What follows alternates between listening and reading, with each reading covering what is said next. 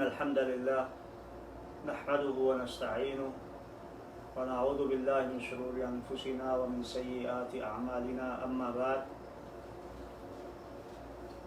قال الله عز وجل بعد أعوذ بالله من الشيطان الرجيم تلك الرسل فضلنا بعضهم على بعض منهم ما كلم الله ورفع بعضهم درجات وآتينا عيسى ابن مريم البينات وأيدناه بروح القدس ولو شاء الله ما اقتتل الذين من بعدهم من بعد ما جاءتهم البينات ولكن اختلفوا فمنهم من آمن ومنهم من كفر ولو شاء الله ما اقتتلوا ولكن الله يفعل ما يريد.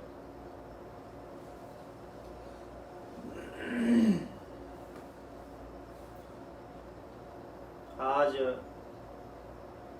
تیسرا پارہ، اس کے کچھ موضوع آپ کے سامنے رکھے جائیں گے. اللہ سبحانہ و تعالیٰ نے قرآن مجید فرقان حمید کے اندر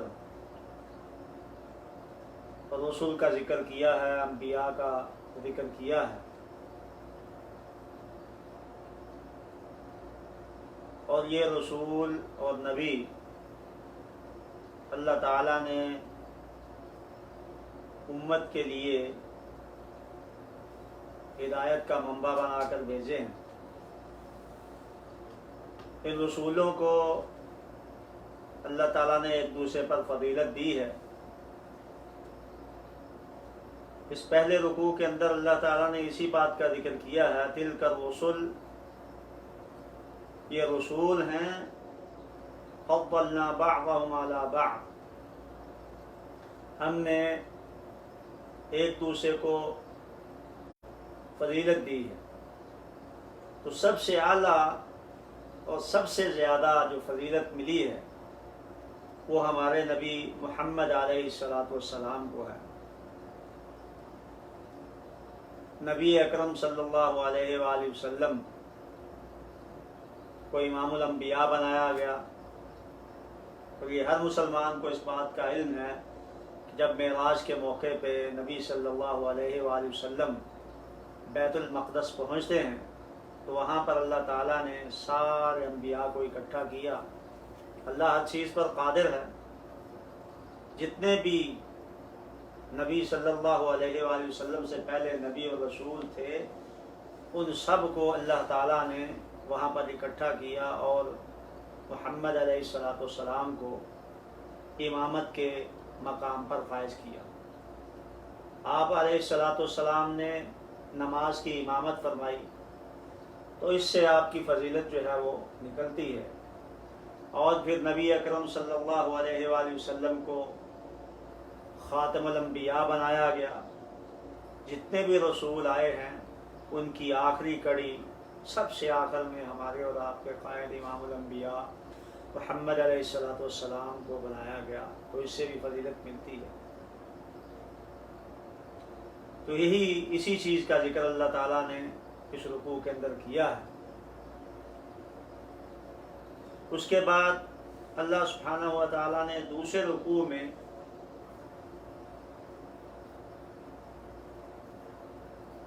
سفارش کا اور شفاعت کا ذکر فرمایا ہے. آیت القدسی ہر مسلمان کو یاد ہے، اس کے اندر اسی سفارش کا ذکر ہے.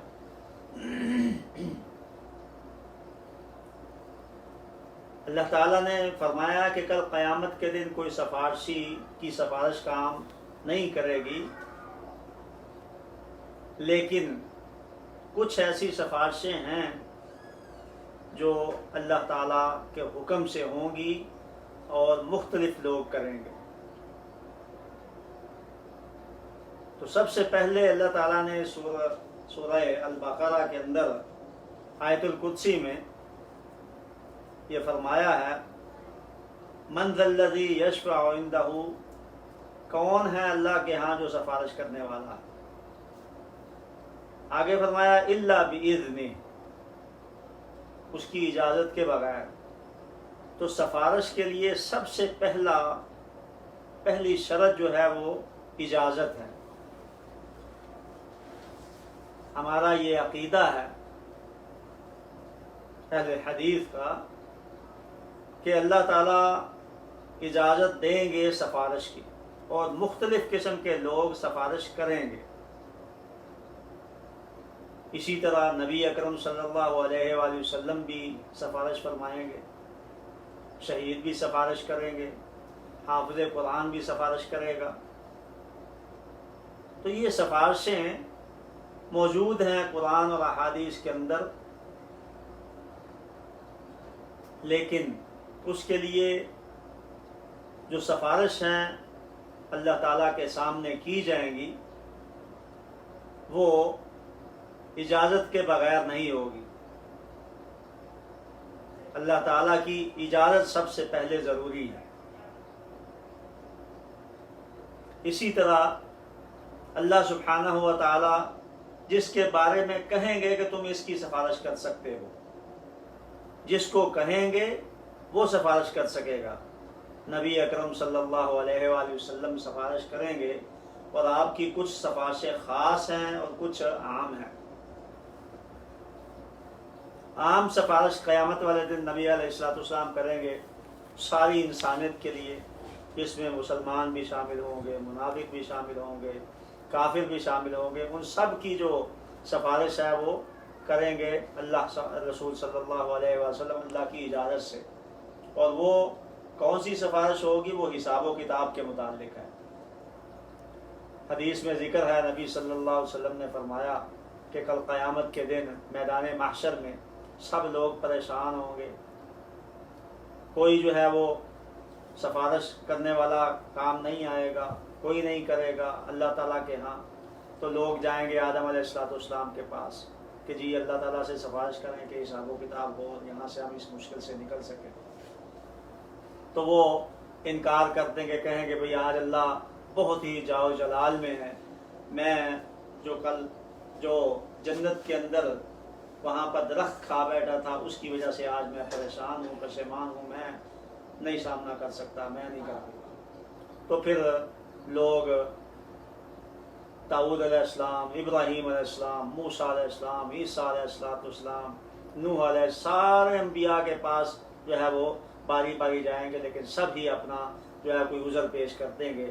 تو آخر میں نبی علیہ السلام نے فرمایا کہ وہ لوگ اکٹھے ہو کر میرے پاس آئیں گے تو میں کہوں گا ہاں میں اس کی سفارش کرتا ہوں۔ تو نبی علیہ السلام نے فرمایا کہ میں آج جو ہے وہ جا کر سجدہ ریز ہو جاؤں گا، اللہ جتنی دیر چاہے گا میں سجدے میں پڑا رہوں گا، اور وہ کلمات تعریف کے، اللہ کی حمد کے وہ میرے ذہن میں آئیں گے جو پہلے نہیں تھے۔ اللہ میرے ذہن میں القاء کرتا چلا جائے گا، میں وہ اللہ کی حمد تعریف بیان کرتا رہوں گا، حتیٰ کہ پھر اللہ سبحانہ و تعالیٰ کہیں گے اے محمد علیہ السلام سر اٹھائیے، سل تعطا، جو مانگو گے دوں گا، وشفع تشفع، اور سفارش کرو میں سفارش بھی قبول کروں گا۔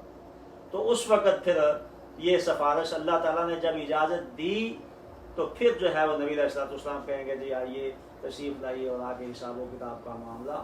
تو اس سے یہ پتہ چلتا ہے کہ اللہ کی اجازت کے بغیر کوئی بھی سفارش نہیں کرے گا۔ اور آگے جو ہے وہ فرمایا الا لمن ارتضی، سفارش ہوگی بھی اس کے لیے جس پر اللہ راضی ہوگا، جس کو اللہ جو ہے وہ چاہے گا۔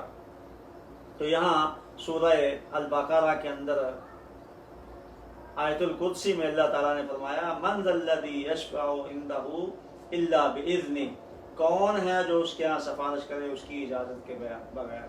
تو سفارش کا مسئلہ جو ہے وہ اس کو سمجھنا چاہیے، سفارش ہوگی لیکن اللہ کی اجازت سے ہوگی، اور جس کو کہا جائے گا وہ کرے گا، اور جس کے لیے کہا جائے گا اس کے لیے ہوگی، ہر ایک کے لیے سفارش نہیں ہوگی۔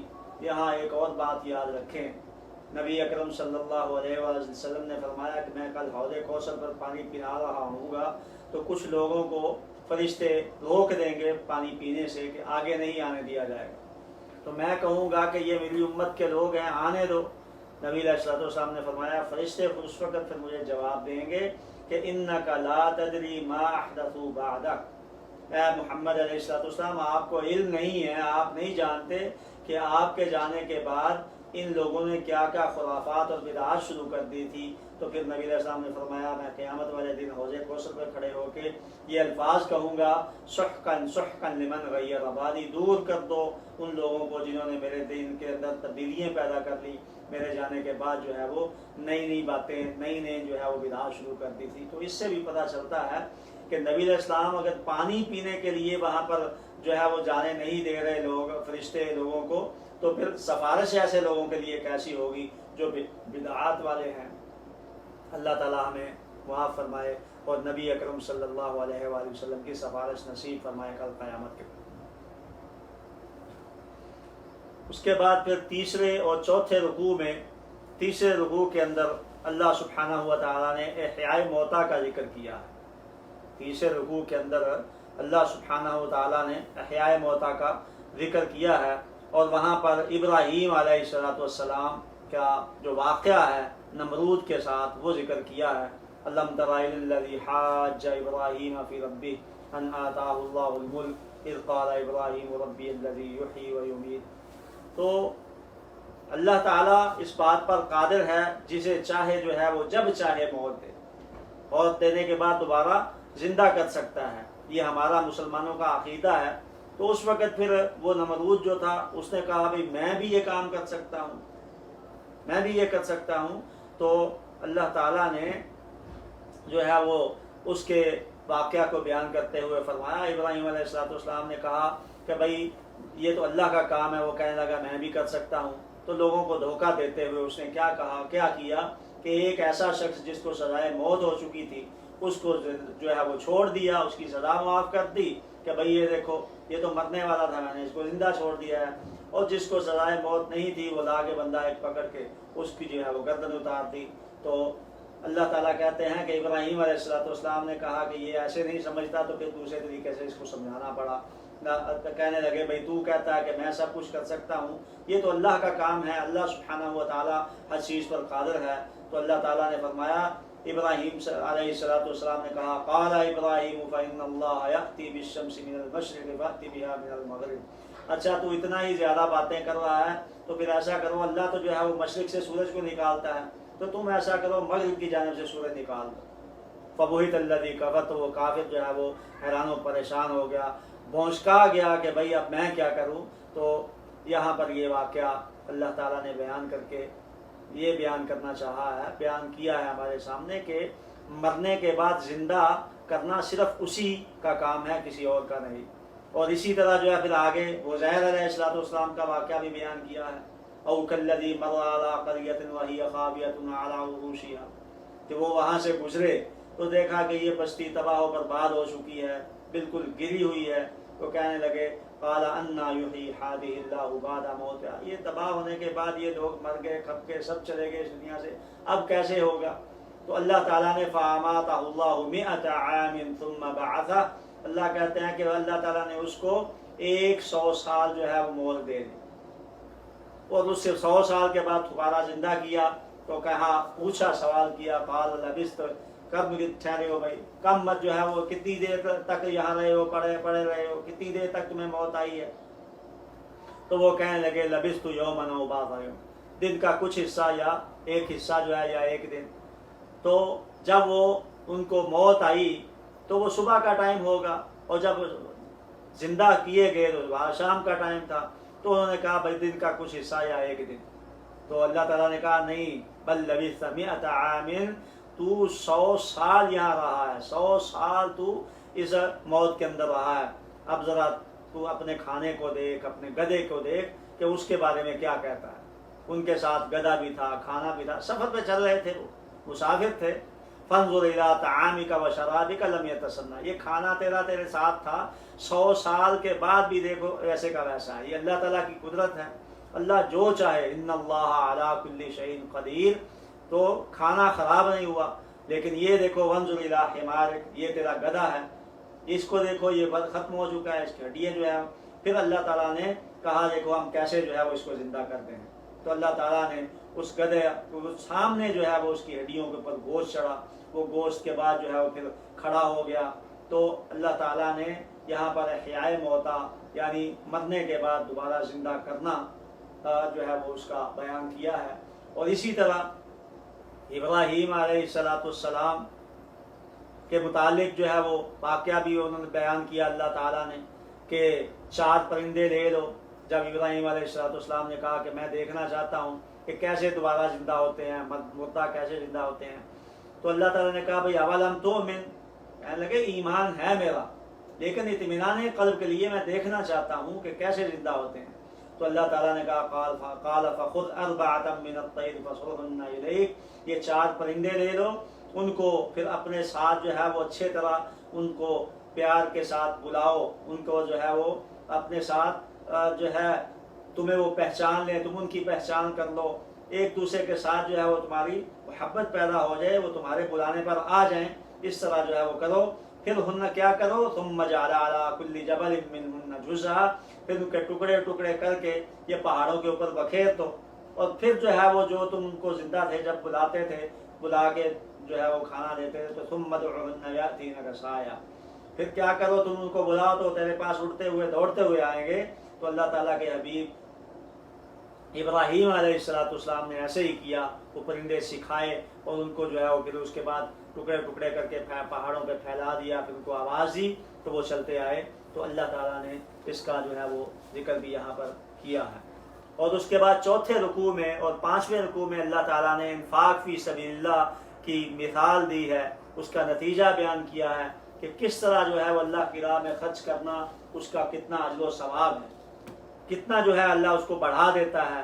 کیا جو ہے وہ اللہ تعالیٰ نے فرمایا، مثال دے کے مثل الذین ينفقون اموالهم فی سبیل اللہ، جو اللہ کی راہ میں مال خرچ کرتے ہیں ان کی مثال ایسے ہی ہے کمثل حبہ، ایک گندم کا ایک دانہ جو ہو تو وہ انبتت 7 سنابل فی کل سنبلۃ 100 حبہ، کہ ایک دانہ پھینکو تو وہ وہاں سے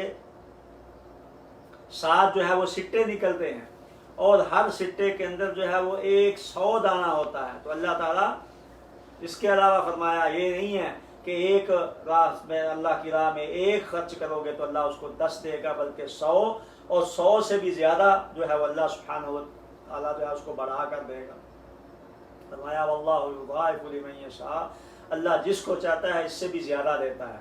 تو اللہ کی راہ میں خرچ کرنا بہت بڑا اجر و ثواب ہے، اور خاص کر کے رمضان المبارک کے اندر تو اللہ کے رسول صلی اللہ علیہ وآلہ وسلم، صحیح بخاری میں یہ حدیث موجود ہے کہ نبی علیہ السلام رمضان میں خیرات تو عام دنوں میں بھی کرتے تھے، لیکن کریح المرسلہ کہ رمضان کے اندر اس طرح جیسے تیز ہوا چلتی ہے، آندھی آتی ہے، اس طرح آپ جو ہے وہ اللہ کی راہ میں خرچ کرتے تھے۔ آگے پھر اللہ تعالیٰ نے فرمایا الذین ينفقون اموالهم فی سبیل اللہ ثم لا یتبعون ما انفقوا منا ولا اذى، کہ خرچ کرنے کا طریقہ بتلایا، خرچ کرنا کس طرح ہے اور کیا کرنا ہے۔ آج اللہ معاف فرمائے، اللہ کی راہ میں کوئی اگر کچھ چند جو ہے وہ چیزیں دے دیتا ہے تو تصویریں بنا کر جو ہے وہ فیس بک پر، واٹس ایپ پہ اور اس طرح دوسرے جو ہے سوشل میڈیا پر اس کو لگا دیتا ہے، اور پھر اس کے بعد جو لینے والا ہے اس کو جتلاتا رہتا ہے کہ بھائی میں نے تجھے فلاں وقت یہ دیا تھا، فلاں وقت یہ دیا تھا۔ تو اللہ تعالیٰ نے اس کی بےخونی کرتے ہوئے فرمایا کہ ایسا عمل مت کرو، یہ ریاکاری ہے، ریاکاری جو ہے وہ تباہ و برباد کر دیتی ہے۔ نبی اکرم صلی اللہ علیہ وآلہ وسلم نے بھی اس کے بارے میں بہت جو ہے وہ وعید سنائی ہے۔ نبی صلی اللہ علیہ وسلم نے فرمایا یسعر الجہنم بثلاث، جہنم کی آغاز جہنم کا، افتتاح جہنم کا 3 قسم کے لوگوں سے کیا جائے گا۔ وہ 3 قسم کے لوگ کون ہیں؟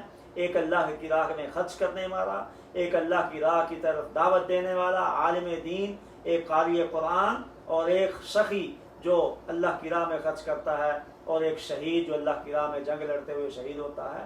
یہ تینوں بہت بڑے عمل ہیں، لیکن ریاکاری کی بنا پر جو ہے وہ کل قیامت کے دن اللہ کے رسول صلی اللہ علیہ وسلم نے فرمایا کہ ان کو ریا کی وجہ سے جو دکھلاوے کے لیے لڑتا ہے، جو دکھلاوا اور ریا کے لیے پیسہ خرچ کرتا ہے اللہ کی راہ میں، اور جو دکھلاوے کے لیے تقریریں اور لوگوں کو دعوت دیتا ہے کہ میں بڑا مولوی بن جاؤں، اس کے ذہن میں ہو، ان تینوں کو سب سے پہلے جہنم میں پھینکا جائے گا۔ تو اللہ نے فرمایا الذین ينفقون اموالهم فی سبیل اللہ، جو لوگ اللہ کی راہ میں خرچ کرتے ہیں اور اس کے بعد پھر وہ جو خرچ کیے ہے اس کو تکلیف نہ اور یا ہی احسان جتلاتے ہوئے تباہ و برباد نہیں کرتے، تو اللہ تعالیٰ لہم اجرہم عند ربہم ولا خوف علیہم ولا هم یحزنون۔ تو اللہ تعالیٰ نے فرمایا کہ ایسے صدقے سے کوئی اچھی بات بہتر ہے، ایسا صدقہ جس کے بعد جو ہے وہ تکلیف دی جائے، احسان جتلایا جائے اور غریب لوگوں کو ان کا دیا ہوا یاد دلایا جائے، تو ایسا صدقہ کرنے سے، ایسے خیرات کرنے سے اچھی بات ہی بہتر ہے، صدقہ بہتر نہیں ہے۔ اور اسی طرح پھر اللہ تعالیٰ نے آگے فرمایا کہ یہ تکلیف دیتے ہوئے، ریاکاری کرتے ہوئے، احسان جتلاتے ہوئے اپنے جو ہے وہ صدقات کو ضائع مت کرو، یا ایھا الذین آمنوا لا تبطلوا صدقاتکم بالمن والأذی۔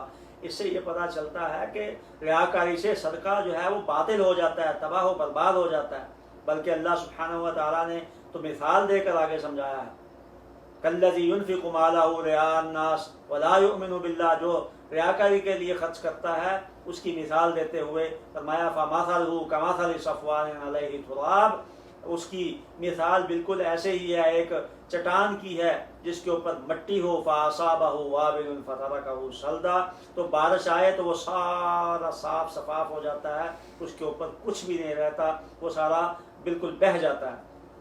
اور اس کے بعد پھر آگے فرمایا جو احسان کرتے نہیں کرتے، جو تکلیف نہیں دیتے بلکہ صرف اللہ تعالیٰ کی راہ میں خرچ کرتے ہیں، اللہ کی خوشنودی کے لیے، اللہ تعالیٰ کو راضی کرنے کے لیے، اور چھپا کر خرچ کرتے ہیں، ان کی مثال دے کے فرمایا وَمَثَلُ الَّذِينَ يُنْفِقُونَ أَمْوَالَهُمُ ابْتِغَاءَ مَرْضَاتِ اللَّهِ، وہ لوگ جو اللہ کی رضا کے لیے اپنے مال خرچ کرتے ہیں، كَمَثَلِ جَنَّةٍ بِرَبْوَةٍ أَصَابَهَا وَابِلٌ، اور ان کا مثال ایسے ہی ہے ایک باغ کی طرح جو اونچی جگہ پر ہو اور وہاں پر جو ہے وہ بارش ہو جائے تو وہ فَآتَتْ أُكُلَهَا ضِعْفَيْنِ، اگر اس کو بارش کا پانی مل جائے، بارش آ جائے تو وہ ڈبل جو ہے وہ پھل دیتا ہے، بہت زیادہ پھل ہوتا ہے اس کے۔ فَإِن لَّمْ يُصِبْهَا وَابِلٌ، اگر بارش نہ بھی آئے فَطَلْ، تو پھر وہ رات کو جو اوس پڑتی ہے، شبنم ہوتی ہے، وہی اس کے لیے کافی ہوتی ہے۔ تو اس کا معنی کیا ہوا کہ اللہ کی راہ میں بغیر کسی ریاکاری کے، بغیر کسی احسان جتلائے اگر خرچ کیا جائے تو اس کا بہت بڑا اجر ہے۔ اسی طرح پھر آگے اللہ تعالیٰ نے اس کی مثال اور جو ہے وہ دیتے ہوئے فرمایا أَيَوَدُّ أَحَدُكُمْ أَن تَكُونَ لَهُ جَنَّةٌ مِّن نَخِيلٍ وَأَعْنَابٍ تَجْرِي مِن تَحْتِهَا الْأَنْهَارُ لَهُ فِيهَا مِن كُلِّ الثَّمَرَاتِ، کہ کیا تم میں سے کوئی چاہتا ہے کہ اس کا باغ ہو، اس میں جو ہے وہ کھجور کے درخت ہوں، باغات ہوں اور انگور کے درخت ہوں، اس کے نیچے نہریں جاری ہوں اور ہر قسم کا پھل ہو، وَأَصَابَهُ الْكِبَرُ وَلَهُ ذُرِّيَّةٌ ضُعَفَاءُ، وہ خود وہ بوڑھا ہو چکا ہو، اس کی اولاد کمزور ہو، فَأَصَابَهَا إِعْصَارٌ فِيهِ نَارٌ، تو پھر وہاں پر آندھی آ جائے اور ایسا بگولا آ جائے، اس کے اندر آگ ہو اور وہ ساری تباہ و برباد کر کے اس کو جلا کے راکھ کر دے، تو یہ ایسے ہی ہے جیسے ایک بندہ اللہ کی راہ میں خرچ کرتا ہے ریاکاری کے لیے، تو وہ ریاکاری تباہ ہو جاتی ہے۔ تو ان دو رکوعوں کے اندر اللہ سبحانہ و تعالیٰ نے انفاق فی سبیل اللہ، اللہ کی راہ میں خرچ کرنا، اس کے جو ہے وہ ریاکاری کے نقصانات، اور ریاکاری کے بغیر اللہ کی خوشنودی کے لیے خرچ کیا جائے تو اس کو کیا جو ہے وہ ثواب ملتا ہے، وہ بیان کیا ہے۔ اس کے بعد آگے 6 اور 7 نمبر رکوع میں اللہ سبحانہ و تعالیٰ نے سود کی حرمت بیان کی ہے اور تجارتی لین دین کا طریقہ بیان کیا ہے، اور اسی طرح اگر کوئی شخص قرض لیتا ہے تو اس کو لکھنے کا حکم دیا ہے۔ اللہ سبحانہ و تعالیٰ نے یہ بات جو ہے وہ یہاں پر سود کے بارے میں فرمایا کہ سود جو ہے وہ بہت ہی بری اور بیماری ہے، مسلمان ہو، غیر مسلم ہو، کوئی بھی شخص ہو، اس کو سود کا کاروبار نہیں کرنا چاہیے، بلکہ اگر اس کو علم نہیں تھا، جب جاہلیت میں کافر لوگ جو ہے وہ یہ سارا کام کرتے تھے اور اس کے بعد پھر صحابہ کرام مسلمان ہو گئے، تو اللہ تعالیٰ نے سود کو حرام قرار دے دیا اور کہا کہ بھائی تم یہ سود جو ہے وہ چھوڑ دو اور اپنا اصل مال لے لو۔ تو صحابہ کرام نے نبی اکرم صلی اللہ علیہ وسلم کے حکم سے، اللہ تعالیٰ کے حکم سے اپنا اصل مال واپس لیا اور سود جو تھا وہ ختم کر دیا، سود کو نہیں لیا۔ کچھ لوگ جو ہے وہ یہ بات کرتے ہیں، کہتے ہیں جی دیکھیں اگر کوئی شخص قرض لیتا ہے، مال جو ہے وہ تو تجارت میں لگاتا ہے، اب تجارت میں لگانے کے لیے مال اس نے لیا ہے تو وہ تجارت کرے گا، اس کو فائدہ ہوگا، تو جس نے مال دیا ہے اس کو کیا فائدہ، اس لیے اس کو بھی فائدہ ملنا چاہیے، اس لیے وہ یہ جو ہے وہ زیادہ لیتا ہے۔ مثلا اس نے 1 لاکھ دیا ہے تو 1,25,000 واپس کرے گا۔ اب یہ کس چیز کی جو ہے وہ کون گارنٹی دے گا کہ اگر وہ کاروبار کرتا ہے 1 لاکھ کا اور اس کو اس کا فائدہ بھی ملے گا؟ کیا تباہوں پر اگر اس کو نقصان ہو جائے تو اس کا نقصان کون پورا کر سکتا ہے؟ تجارت کے اندر اگر وہ قرض لے کر، جو مقروض شخص ہے قرض لے کر تجارت شروع کرتا ہے تو اس کی کون ذمہ داری لے گا کہ آیا اس کو نقصان نہیں ہوگا؟ اگر نقصان ہوتا ہے تو کیا وہ قرض واپس نہیں کرے گا؟ قرض تو اس نے واپس کرنا ہی کرنا ہے، بلکہ اس کے اوپر جو سود لگایا ہے وہ بھی اس کو، یعنی معنی یہ ہوا کہ سود جو دینے والا سود خور ہے اس کے پیسے پکے ہیں، اور جو بیچارہ مقروض تھا جس نے تجارت کرنا تھی قرض لے کے، اس کو جو ہے وہ ڈاؤٹ ہے کہ آیا مجھے نفع ملے گا نہیں ملے گا، اس لیے اللہ تعالیٰ نے سود جو ہے وہ حرام کر دیا۔ اللہ تعالیٰ نے فرمایا الذین یأکلون الربا لا یقومون الا کما یقوم الذی یتخبطہ الشیطان من المس۔ یہ سود کی جو ہے وہ نجاست بیان کی جا رہی ہے کہ سود ایسے ہی ہے جیسے اگر کسی کو کوئی جن پکڑ لے اور اس کو جو ہے وہ خپتی ہو جاتا ہے، اس کے ہوش و حواس نہیں رہتے، ایسے ہی سود خور کی بھی یہی حالت۔ تو یہ جو پہلے میں نے ذکر کیا ہے قالوا انما البیع مثل الربا، کہ بھئی یہ تجارت جو ہے یہ ربا کی طرح ہی ہے، یہ سود کی طرح ہی ہے۔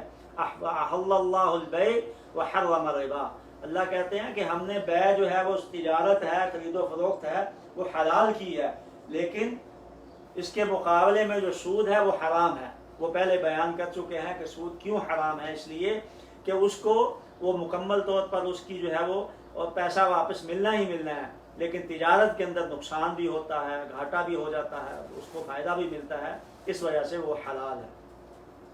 تو اس لیے اللہ سبحانہ و تعالیٰ نے فرمایا فَمَنْ جَاءَهُ مَوْعِظَةٌ مِّن رَبِّهِ فَانْتَهَىٰ فَلَهُ مَا سَلَفَ، تو اگر سود کی حرمت پہنچ گئی ہے اس کو اور اس کے بعد پھر وہ رک جاتا ہے تو اس کو جو ہے وہ فَلَهُ مَا سَلَفَ، جو پہلے گزر چکا ہے اس کا کوئی مسئلہ نہیں ہے۔ جاہلیت سے پہلے، یعنی اسلام سے پہلے جاہلیت میں جو لوگ جو مسلمان بعد میں ہوئے تھے، صحابہ کرام جو پہلے سود کا کاروبار ہوتا رہا تھا، اس کا ان کو کوئی گناہ نہیں، کیونکہ الاسلام یجب ما قبلہ، مسلمان جب ہو جاتا ہے بندہ، اسلام جو ہے وہ اپنے پہلے سارے گناہ ختم کر دیتا ہے۔ تو اس طرح اللہ سبحانہ و تعالیٰ نے اس آیت کے اندر جو ہے وہ سود کی حرمت بیان کی ہے اس رکوع کے اندر۔ اسی طرح اللہ سبحانہ و تعالیٰ نے آگے جو ہے وہ لین دین، تجارتی لین دین کے متعلق لکھنے کا حکم دیا ہے کہ اگر جو ہے وہ تم کسی سے قرض لیتے ہو تو پھر اس کو لکھ لو۔ اس کے اندر 3 چیزیں ضروری ہیں قرض لیتے ہوئے۔ ایک تو ہے کہ قرض کب واپس کیا جائے گا، اس کا وقت متعین کیا جائے، دوسرا یہ ہے کہ اس کو لکھا جائے، اور تیسرا یہ ہے کہ اس کے اندر گواہ ہوں۔ اللہ تعالیٰ نے قرآن مجید کے اندر یہ آیت دین کے نام سے آیت مشہور ہے، اور قرآن مجید کی سب سے لمبی آیت ہے۔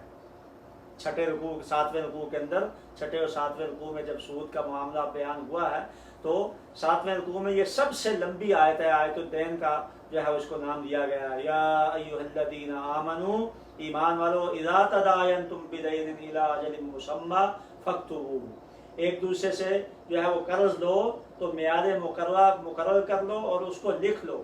آگے پھر فرمایا وَلْيَكْتُبْ بَيْنَكُمْ كَاتِبٌ بِالْعَدْلِ، پھر جو ہے وہ کاتب جو ہے لکھنے والا، منشی جو ہے وہ بھی عدل کے ساتھ لکھے۔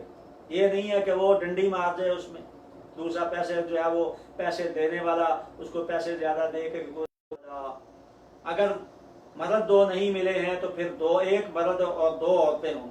تو یہاں پر شریعت اسلامیہ نے عورت کو مرد کے مقابلے میں نصف رکھا ہے، عورت کی گواہی کو مرد کے مقابلے میں آدھی گواہی دی ہے، اور اسی طرح وراثت کے اندر بھی عورت کو مرد کے مقابلے میں آدھا حصہ دیا ہے۔ تو اس کا معنی یہ نہیں ہے مرد کے برابر نہیں، عورت مرد کے برابر، عبادات میں اس کو برابری دی گئی ہے، عبادت جو ہے وہ کرتی ہے، اس کو ثواب وہی عورت کو ملے گا، وہی مرد کو ملے گا۔ لیکن کچھ ایسی چیزیں ہیں جو عورت کو، اس کی کوئی علت ہے، یہاں پر اللہ نے اس کی علت بھی بیان کی ہے کہ 2 عورتیں اور 1 مرد، ممن ترضون من अन तज़िल्ल इहदाहुमा फतुज़क्किर इहदाहुमा अल-उख़रा। ये वो इल्लत है जो यहाँ पर बयान की गई है कि औरतें जो हैं वो अगर भूल जाए तो दूसरी उसको याद दिला दे। तो यहाँ पर ये इल्लत बयान की है। अल्लाह सुब्हानहू व तआला ने कर्ज लेते हुए कर्ज देते हुए ये सारी चीज़ें बयान की हैं। तिजारती लेन देन हो तो उसको लिख लेना चाहिए, वहाँ गवाहियाँ मौजूद हों, वहाँ जो है वो वक़्त की तायीन की जाए। यहाँ अल्लाह सुब्हानहू व तआला ने इसको जो है वो बयान किया है। उसके बाद फिर आगे सूरह आले इमरान है। ये सूरह आले इमरान मदनी सूरत कहलाती है। मदनी का माना ये है कि वो सूरत या वो आयात जो हिजरत के बाद नाजिल हुई हों, क्योंकि नबी सल्लल्लाहु अलैहि वसल्लम की नबूवत के दो दौर हैं, एक मक्की दौर है और एक मदनी दौर है। मक्की दौर जो है वो हिजरत से पहले का कहलाता है और मदनी दौर जो है वो हिजरत के बाद वाला कहलाता है। नबी अलैहिस्सलाम जब मक्का से मदीना हिजरत करके आ गए, तो इसी तरह आयात या सूरत जो है वो मदनी और मक्की का भी यही एतबार है कि जो हिजरत से पहले नाजिल हुई हैं उनको मक्की सूरतें कहा जाता है, मक्की आयात कहा जाता है, और जो हिजरत के बाद नाजिल हुई हैं वो मदनी सूरतें और मदनी आयात कहलाती हैं, चाहे वो मक्का में ही क्यों ना नाजिल हुई हों। यानी मदीना में हिजरत करके नबी सल्लल्लाहु अलैहि वसल्लम आ गए और उसके बाद मक्का गए। मिसाल के तौर पर अल्लाह ताला के रसूल सल्लल्लाहु अलैहि वसल्लम हज्जतुल विदा के मौका पर यह आयत नाज़िल हुई है, यौमा अकमलतु लकुम दीनकुम व अतममतु अलैकुम निअमती व रदीतु लकुमुल इस्लाम दीना। तो ये आयत मक्के में नाज़िल हुई, मैदान अरफात में नाज़िल हुई है। अब हिजरत के बाद नाज़िल हुई है, इसलिए ये आयत मदनी शुमार होती है। तो कहने का मकसद ये है कि सूरत आले इमरान ये मदनी है, और आले इमरान इसलिए इसको कहा जाता है कि इसमें आले इमरान का जिक्र है। इमरान जो है उनकी आल औलाद का जिक्र है, इसलिए इसको सूरह आले इमरान इसका नाम रखा गया है।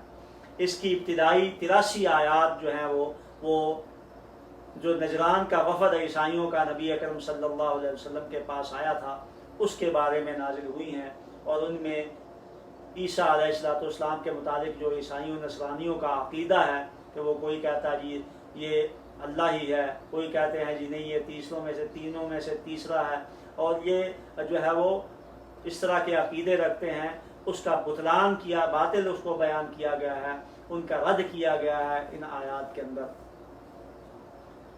अल्लाह सुब्हानहू व तआला ने इस पहले रुकू में सूरह आले इमरान के अंदर एक और बात जो है वो जिक्र फरमाई है, मोमिनों का अकीदा जिक्र किया है कि जो अल्लाह ताला ने मुहकम आयात नाज़िल की हैं उनमें मोमिनों का क्या मौक़िफ़ होना चाहिए, और इसी तरह जो मुतशाबे आयात हैं उनमें मोमिनों का क्या मौक़िफ़ होना चाहिए। अल्लाह सुब्हानहू व तआला ने उसका भी जिक्र किया है।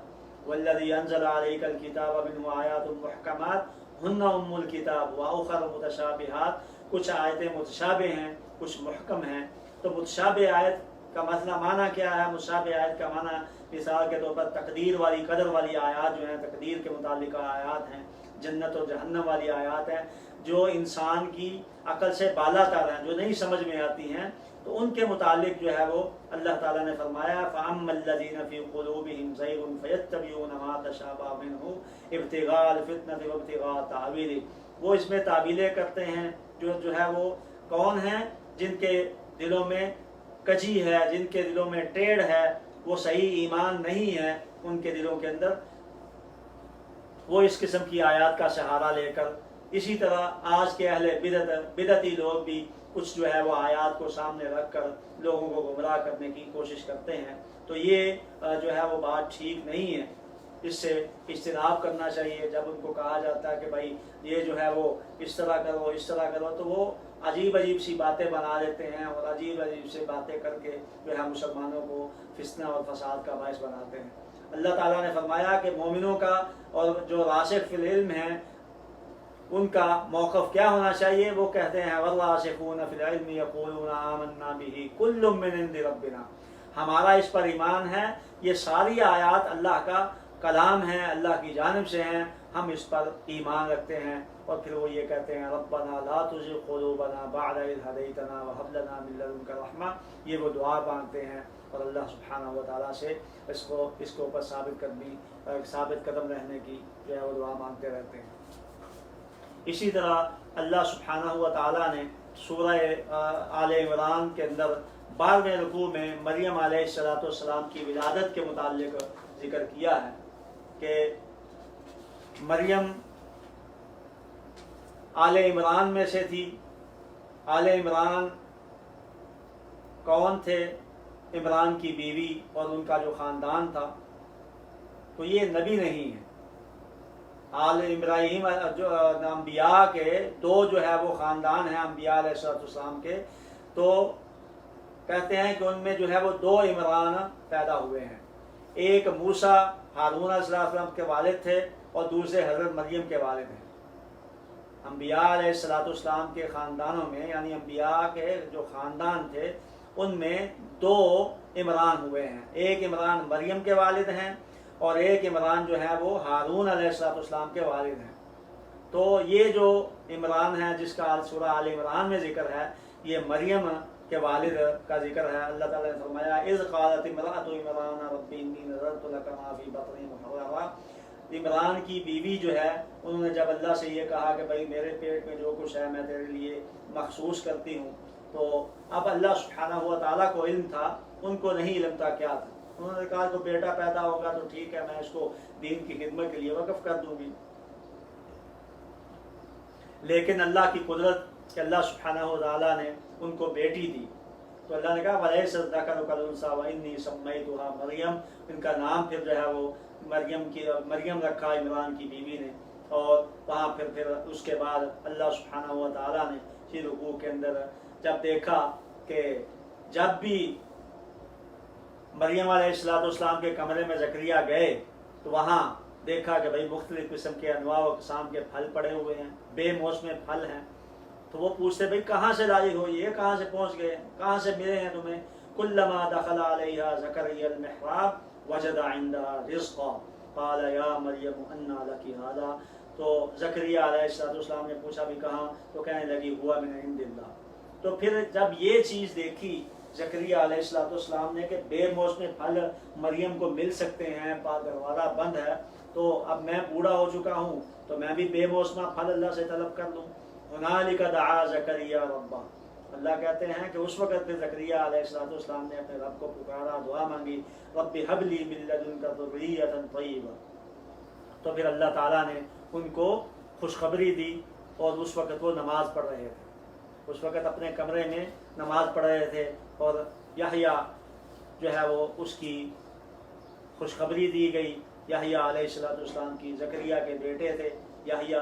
तो अल्लाह ताला से उन्होंने निशानी मांगी, भाई मैं किस तरह जो है मुझे पता चलेगा कि ये पैदा हो रहे हैं। तो क़ाल रब्बी अन्ना यकूनु ली ग़ुलाम व क़द बलगनी अल-किबर कज़ालिका यफ़अल रब्बि जअल्नी आया। इसकी कोई निशानी बना रहे जब ये हो, तो कहा आया तो का अल्लाह तुकल्लिमन नास सलासता अय्याम इल्ला रमज़ा। भाई इशारों के साथ बात करोगे तुम, इन दिनों में बात नहीं होगी।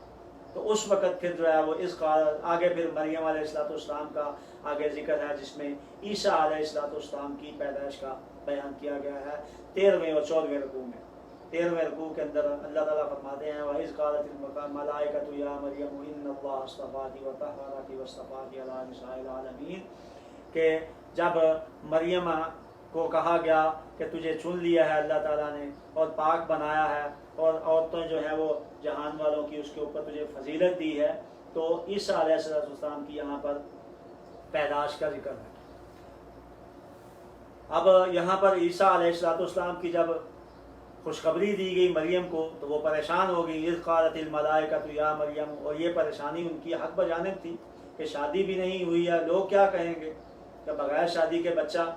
अब उसको अल्लाह ताला ने उस वाक़े को बयान किया है। इज़ क़ालतिल मलाइकतु या मरियम इन्नल्लाह युबश्शिरुकी बिकलिमतिन मिन्हु इस्मुहुल मसीह ईसा इब्नु मरियम वजीहन फिद दुनिया वल आखिरह व मिनल मुक़र्रबीन।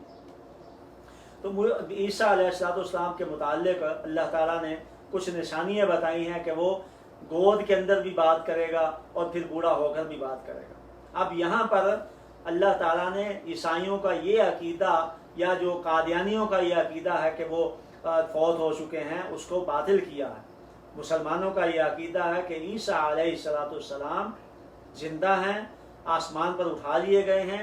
आगे जो है वो इसी जो है वो रुकू के अंदर अल्लाह सुब्हानहू व तआला ने بیان فرمایا ہے، آگے چل کر میں آپ کو وہ آیت بھی سناؤں گا۔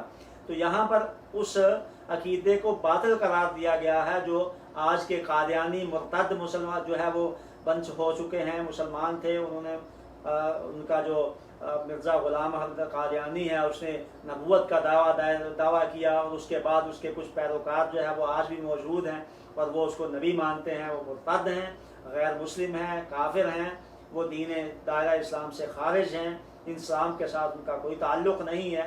ان کا بھی عقیدہ ہے، عیسائیوں کا بھی عقیدہ ہے، کچھ عیسائیوں کا، کہ عیسیٰ علیہ السلام کو جو ہے وہ موت آ چکی ہے، وہ زندہ نہیں ہے۔ لیکن ہمارا مسلمانوں کا عقیدہ ہے کہ اللہ سبحانہ و تعالیٰ نے عیسیٰ علیہ السلام کو آسمان پر اٹھا لیا ہے، اور وہ قیامت کے نزدیک آسمان سے نیچے اتریں گے، وہ جو ہے وہ دمشق کی جامع مسجد جو ہے وہاں پر ان کے اس کے مینارے پہ اتریں گے، اور پھر فرشتے جو ہے ہم کو لے کے آئیں گے، آسمان سے فرشتے لائیں گے اور مینار سے وہ نیچے اتریں گے، پھر وہ مہدی کے ساتھ مل کر عیسیٰ علیہ السلام جو ہے وہ دجال کو قتل کریں گے۔ تو اللہ سبحانہ و تعالیٰ نے اس عقیدہ کو باطل کیا ہے۔ کیسے باطل کیا ہے؟ وَيُكَلِّمُ النَّاسَ فِي الْمَهْدِ وَكَهْلًا، ادھیڑ عمر میں بھی بات کریں گے، مانا ہے کہ ابھی ادھیڑ عمر آئیں گے، وہ بوڑھے ہوں گے، 40 جو ہے تقریباً بس رہیں گے، اور پھر اس کے بعد فوت ہوں گے۔ تو جب اللہ تعالیٰ کے فرشتے نے یہ بات کہی مریم کو کہ بھئی تمہیں عیسیٰ ملنے والے ہیں، تمہیں جو ہے وہ بچہ ہوگا تمہارے ہاں، تو وہ کہنے لگی قالت ربی انا یکون لی ولد، کہاں جو ہے وہ مجھے اولاد ہوگی، ولم یمسسنی بشر، میری تو شادی بھی نہیں ہوئی، کوئی بات جو ہے وہ انسان میرے قریب بھی نہیں آیا۔ تو اللہ نے فرمایا قالا، وہ فرشتہ کہنے لگا قال کذالک اللہ یخلق ما یشاء، اللہ جس طرح چاہتا ہے پیدا کرتا ہے۔ تو ابراہیم دیکھیے آدم علیہ السلام کو اللہ سبحانہ و تعالیٰ نے بغیر ماں اور بغیر باپ کے پیدا کیا۔ آدم علیہ السلام کو بغیر ماں اور بغیر باپ کے پیدا کیا، اور عیسیٰ علیہ السلام کو بغیر باپ کے پیدا کیا، صرف ان کی ماں تھی۔ اذا قضى امرا فانما يقول له كن فيكون، اللہ جب جو چاہتا ہے اس کے لیے کن کہتا ہے تو وہ ہو جاتا ہے۔ تو اللہ سبحانہ و تعالیٰ نے یہ عیسیٰ علیہ السلام کی پیدائش کا ذکر کیا ہے۔ اس کے بعد پھر عیسیٰ علیہ السلام کی جو ہے وہ احیاء موتا، یعنی اللہ کے حکم سے مردوں کو زندہ کرنے کا واقعہ، یا ان کو جو کرامت ہے وہ بھی بیان کیا، معجزہ بیان کیا ہے۔ اللہ تعالیٰ کہتے ہیں وَرَسُولًا إِلَىٰ بَنِي إِسْرَائِيلَ أَنِّي قَدْ جِئْتُكُمْ بِآيَةٍ مِّن رَبِّكُمْ، کہ میں تمہارے پاس یہ نشانی لے کے آیا ہوں۔ کیا نشانی ہے؟ أَنِّي أَخْلُقُ لَكُم مِّنَ الطِّينِ كَهَيْئَةِ الطَّيْرِ، میں ایک پرندے جیسا جو ہے وہ مٹی کا پرندہ بناؤں گا، فَأَنفُخُ فِيهِ، اس کے بعد اس میں جو ہے پھونکوں گا، پھونک ماروں گا، فَيَكُونُ طَيْرًا بِإِذْنِ اللَّهِ، تو وہ اللہ کے حکم سے وہ پرندہ بن جائے گا، اڑنا شروع ہو جائے گا۔ تو اسی طرح برس کا جو کوڑ کا مریض تھا اس کو بھی جو ہے وہ صحیح شفایا اللہ کے حکم سے، وحی الموتا، اور باذن اللہ۔ یہاں پر دیکھیے اللہ تعالیٰ نے عیسیٰ علیہ السلام نے باذن اللہ کا لفظ لازمی بولا ہے کہ اللہ کے حکم سے۔ اب کچھ لوگ جو ہیں وہ اپنے ولیوں کی جو نام نہاد مسلمان اس وقت بنے ہوئے ہیں، وہ اپنے ولی کی کرامت کو بیان کرتے ہوئے کہتے ہیں قم باذنی، انہوں نے کہا کہ قم باذنی، کہ بھائی تم میری جو ہے وہ حکم سے کھڑے ہو جاؤ، تو وہ کھڑا ہو گیا۔ تو یہ تو بالکل ہی اللہ سبحان اللہ معاف فرمائے، یہ تو کفریہ اور شرکیہ عقیدہ ہے کہ باذنی کا معنی میں کہتا ہوں کہ کھڑے ہو جاؤ، اور پھر ولی نے اس کو کھڑا کر دیا۔ جو اپنے نام نہاد قسم کے آج کئی مسلمان ہیں، اللہ سے عقائد سے محفوظ رکھے۔ تو اللہ تعالیٰ کا نبی باذن اللہ کہہ کے اللہ کا جو دیا ہوا معجزہ ہے وہ دکھا رہا ہے، اور یہ آج کا ولی جو لوگوں کے بنانے سے ولی بنا ہے وہ کہتا ہے میرے حکم سے جو ہے کھڑے ہو جاؤ۔ اللہ ایسے عقائد سے ہمیں محفوظ رکھے، اور ایسے عقائد سے جو ہے وہ۔ اس کے بعد 13ویں رکوع میں اللہ سبحانہ و تعالیٰ نے یہ بھی فرمایا کہ میں تجھے جو ہے وہ اوپر اٹھا لوں گا۔ اذ قال اللہ یا عیسیٰ انی متوفیک ورافعک الی، یہ ہے وہ آیت جو اللہ تعالیٰ نے عیسیٰ علیہ السلام کو آسمان پر زندہ اٹھانے کے متعلق فرمائی۔ جب عیسیٰ علیہ السلام کو اللہ نے کہا کہ میں تجھے فوت کروں گا اور تجھے جو ہے وہ الیہ اوپر اٹھا لوں گا، یہاں فوت کا معنی جو متوفی کا، توفا وفا یوفی کا معنی ہوتا ہے پورے کا پورا لے لینا۔ تو موت یا فوت اسی لیے کہا جاتا ہے کہ ساری کی ساری اس کی جو صلاحیت ہے وہ سلب کر لی جاتی ہے۔ اللہ سبحانہ و تعالیٰ اس کی حرکت کی صلاحیت، اس کے سانس لینے کی صلاحیت، اس کی مکمل صلاحیتوں کو سلب کر لیتا ہے تو وہ ڈیڈ باڈی بن جاتی ہے، تو اس لیے اس کو فوت کہا جاتا ہے۔ تو اصل میں اس میں تقدیم و تاخیر ہے، متوفی کا بعد میں ہے، رافع کا پہلے ہے۔ اللہ سبحانہ و تعالیٰ نے یعنی اس طرح ہم جو ہے وہ اس کا ترجمہ کریں گے، عیسیٰ علیہ السلام کو جب اللہ نے کہا کہ میں تجھے اٹھاؤں گا اور تجھے فوت کروں گا، اپنی طرف اٹھاؤں گا، اور نبی صلی اللہ علیہ وسلم نے بھی فرمایا ہے کہ عیسیٰ علیہ السلام کو آسمان پر اٹھا لیا گیا ہے اور وہ پھر دوبارہ زمین پر آئیں گے۔ اب وہ زمین پر آئیں گے اور نبی صلی اللہ علیہ وآلہ وسلم کی جو شریعت پر اس پر عمل کریں گے۔ ایک دفعہ کا واقعہ ہے، حضرت عمر رضی اللہ تعالی عنہ مسجد نبوی میں تورات کا ایک ورق لے کر بیٹھے پڑھ رہے تھے، نبی صلی اللہ علیہ وآلہ وسلم وہاں سے گزرے تو آپ کا چہرہ جو ہے متغیر ہو گیا۔ ابو بکر رضی اللہ قریب سے گزرے، انہوں نے دیکھا کہ نبی صلی اللہ علیہ وسلم کا چہرہ متغیر ہے، وہ کہنے لگے کہ بھائی عمر دیکھو کیا کر رہے ہو، نبی علیہ السلام کا چہرہ جو ہے وہ بدلا ہوا ہے۔ تو فوری جو ہے نبی صلی اللہ علیہ وسلم کی طرف دیکھ کر عمر کہنے لگے کہ اللہ کی پناہ مانگتا ہوں میں جس نے اللہ کے رسول صلی اللہ علیہ وسلم کو غضبناک کیا ہے۔ نبی علیہ السلام نے فرمایا والذی نفسی بیدہ، اللہ کے اس اللہ کی ذات کی قسم جس کے قبضہ قدرت میں، جس کے ہاتھ میں میری جان ہے، اگر یہ صاحب تورات بھی آ جائے، عیسیٰ علیہ السلام بھی آ جائیں تو لما وسعہ الا اتباعی، تو اس کو بھی میری اتباع کے بغیر کوئی اور سروکار نہیں کہ وہ بھی میری جو ہے وہ اتباع کریں گے۔ تو اس سے یہ پتہ چلتا ہے کہ عیسیٰ علیہ السلام جو ہے دوبارہ آئیں گے اس دنیا کے اندر، اور نبی علیہ السلام کی جو شریعت ہے اس پر عمل کریں گے، اور اس کے بعد پھر جو ہے وہ فوت ہوں گے۔ ہمارا یہ عقیدہ ہے کہ نبی علیہ السلام کے کہنے کے مطابق، اللہ کے کہنے کے فرمان کے مطابق عیسیٰ علیہ السلام زندہ ہیں، آسمانوں پر ہیں، اور وہ پھر نزول فرمائیں گے، امتی بنیں گے۔ یعنی یہ وہ ایک نبی ہیں جو نبی بھی ہیں اور امتی بھی ہیں، اور ان کو یہ شرف حاصل ہے نبی علیہ السلام کی کا امتی ہونے کا بھی یہ حاصل ہوگا۔ اسی طرح آخر میں اللہ تعالیٰ نے انبیاء کا جو ذکر کیا ہے کہ اگر آخری نبی آ جائے تو اس پر جو ہے وہ تمہارا ایمان ہونا چاہیے، اس پر جو ہے وہ تم لازمی جو ہے وہ اس پر اس کی مدد کرو گے، اس کی نبوت پر جو ہے وہ ایمان لے آؤ گے۔ اللہ سبحانہ و تعالیٰ نے آخر میں یہ جو ہے وہ اپنے نبی کے ساتھ خاص کیا ہے، اور یہ صرف یہی نہیں بلکہ ہر نبی سے جو ہے وہ اس بات کا وعدہ لیا گیا، اس بات کا جو ہے وہ عہد لیا گیا۔